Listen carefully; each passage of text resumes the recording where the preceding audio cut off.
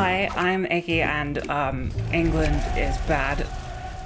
That about covers it. If you're from the UK, you probably already know what I'm talking about. And even if you're overseas somewhere, you've probably heard the news. The Supreme Court in the UK, I didn't actually know that we had a Supreme Court, and then someone in chat told me that they used to be called law lords. But the Supreme Court ruled that in the 2010 Equalities Act, women, whenever they are referenced, whenever the word woman is referenced, it means cis women, not trans women. It sucks. It's not great. And honestly, I don't really want to talk about it. I just want to ignore it because stuff like this keeps happening. It continuously happens, and you know, at a certain point you kind of get a teeny tiny little bit numb to it. There have been a few people in my DMs last week, not very many, I will say. This is not like a widespread issue, it's just a few aggressive people getting mad at the fact that I didn't want to talk about this. I did talk about it. To be fair, I made an Instagram story and I talked about it on stream the day it happened. So I did actually talk about it. I did the thing that people wanted me to do, but because they didn't see that, because stories disappear after 24 hours and they didn't watch the stream, they were coming for me. You know, they were at my throat. They did not like that this person, this trans woman with a platform, is not speaking up for what is right and what is good and what is important. Yeah, I kind of get it, but like, I don't think that to be trans, you have to be an activist. You don't have to be a social activist to transition as a community. We do need to fight to get respect, but we are a very small community. We need like the help of allies. We need cis people to step up. We need like certain people in power to pass away suddenly. No one person can really change everything, and I know the counter argument is, well, if everyone thought that, then nothing would be done. The reason I didn't talk about it is because, honestly, I had nothing to say. I wasn't surprised when the ruling came out. This kind of thing has been happening non-stop for the past 5 years at least, since I started my transition. It just keeps on happening. At the very start, I was motivated and energetic, and I would sign petitions. I was angry. I would post about stuff all the time. I get my friends to sign petitions. And then I kind of realized, like, you know, after like the fifth one, you're like, these don't do anything. These don't work. Case in point, I saw on my like Instagram memories, there was a petition to stop this Supreme Court ruling like 3 years ago. It ain't doing nothing. I just didn't have any thoughts, and I thought that posting online would just be a bit performative. It would be performative of me to say something if I didn't really feel it in the moment. And I saw a lot of other creators making posts, which is great. You know, it's fantastic that they are using that platform and expressing themselves, but I don't think I could, because it wouldn't be real. I'd be making something up. And how many like trans women deserve respect posts do we need to make? I don't know why people were upset at me in my DMs anyway, because we are on the same team. I am trans. I am British. I suffer from this ruling. I didn't really want to talk about it. I know there's like the content creator curse of always having to talk about anything and everything or get cancelled, but I personally just don't think that I am that type of creator. I have thoughts and opinions, good ones, the right ones before you come at me, as in the left ones, but they're right. You know? But I don't like to really, you know, yap about them online, because I just think it's a bit stressful, sad. It makes me upset. It makes me, you know, or it causes arguments. I don't want that. I just want to have as little cortisol as possible, which is difficult because I was born with anxiety. That's why. Medications, please. Nom, nom, nom, nom, nom. Being openly trans online, everyone in my life knows that I'm trans because of my social media, and I like talk about it so much.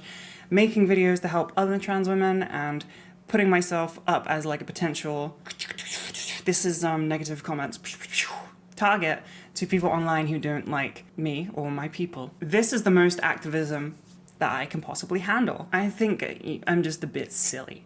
And we make the silly videos and we make the helpful videos, and that's as much as I can take. I just think that you don't have to be like a hardcore activist to be a trans woman. You know, I think some of the burden should be on cis people to help us out. It's very difficult to fight our way out when we are such a small community. I'm trans. obviously I have good opinions about trans people. I'm on the trans people side, you know? I think it's important to show to people who are considering transitioning or people who have just started very early in their transition that you can have a normal life, you know? Like, as much as everything I talk about on this channel being about being trans, on my second channel, I stream, and this is not an ad, I promise. I was just so close. I stream and I have videos there and stuff, and it's not really about being trans, it's just kind of about me being silly. I think that it's important to have like somebody that you can look to and be like, wow, my life can be normal. I can transition, I can be happy, I don't have to be bogged down by everything. Like, I think if I was thinking about transitioning now in the current climate and I was looking at all these content creators as inspiration, and every single one of them was kind of fighting for their life on their story or in their post, like kind of begging, like, please, we need this, like, we are real, respect us, I think I'd just be like, this seems like it's a lot. I don't know if I can really handle that. On top of telling friends and family and HRT and all that stuff, having to then become an activist for myself seems pretty intense. I think it's important to have the opposite of that, where you can chill and you can talk about pickles and granola and bunnies and Spider-Mans, all the important stuff that is meaningless, and that's the fun of it, you know? I don't have to constantly yap about needing respect. I can show that coming out, transitioning can be the right thing for you because I showcase living a fulfilling, relaxing, most of the time, life. One of the best feelings ever is when people message me saying like, I loved seeing you just living. It was like such good inspiration, and like I finally decided to come out. That warms my heart. I love that. I got so many of those messages that I, like a few over the years, that I decided I wanted that to be my role. I wanted to try and show people that you can be happy, you can be healthy, you can, you know, be proudly trans without being like dying in the streets proudly trans. There is absolutely nothing wrong with being an activist and fighting for the rights of your own group of people. That is fantastic, but it definitely isn't for everyone, and it's definitely not a requirement for doing it. I know, like I said, I do stay informed. I got the big brain inside here. I just don't like to post about it. I like it to be a safe space, and I think that you don't have to get involved either if you really don't want to. It's very good to be informed. It's not good to just constantly digest it and then do some performative activism where you post but you don't really change anything. I also think that infighting is bad. I think that when we take an L as the community, and you know, we did, laws were changed, wow, everything sucks. I don't think that you should be targeting your own community just because they don't live up to your standards of what you would do if you had the platform. You know, I understand that I have followers, but I got them by just posting pictures, a lot of the time lewd pictures, because I make adult content, and then eventually I had lots of followers. You know, it's not like I sort of chose it. It kind of just happened. I didn't start with the intention of like getting to this point. It kind of gets thrust upon you, and then people kind of forget that you are just a person behind the screen. You're not like a corporate identity, you know? I don't change my little profile picture to like a flag during Pride Month. Oh my god, Icky. Pride Week? Girl's busy. I don't have a whole month. Yeah, I don't think infighting is really the way forward as a community, to be like, we took an L, this trans influencer who makes all this trans informational content online. I know that sounds very like victim-y nonsense, but I'm just using it as an example. Like, I think it's a bit ridiculous to just target people and yap negative things at them and say how they suck and how you would do a better job just because they didn't post like a trans women deserve respect post. I am a trans woman. Of course I think that. In the war against the woke mind virus, I am on the side of the woke mind virus. But I don't think that I am like frontline sergeant or like, you know, someone with a gun.